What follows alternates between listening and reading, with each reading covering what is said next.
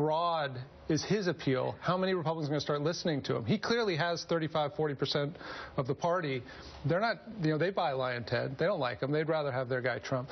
Trump, though, has to build on that and expand on that, and we don't know, whether he can do it. He's got some favorable states coming out. He'll do well for a while. The momentum storyline will disappear. In a couple weeks, Donald Trump will have all the momentum. Right, and then we're looking to California. And then we're looking to California, but it really depends on how the party changes. Mike Barnicle in New York has a question for you, Michael. Michael, we talk endlessly about Donald Trump. Can he act more presidential? Can he act presidential at all? Can he swing his campaign to the middle if he does indeed get the nomination? But in your time spent with Ted Cruz, what are your thoughts on Ted Cruz's ability to go from the fringe, and he does represent a fringe element of Republican politics, to the middle, to acting and talking like a president?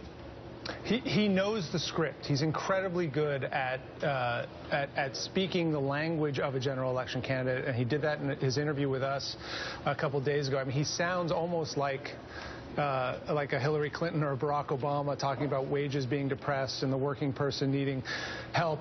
The problem is that his history, the tape, the oppo on him is so contrary to that. This is a guy whose rise to power has depended on going to the right on every issue, fighting against any centrist plan at any step, and it'll be a race for him. Whether he can convince, as he says, the Reagan coalition to come back to him, he's not a unifier like Reagan has been.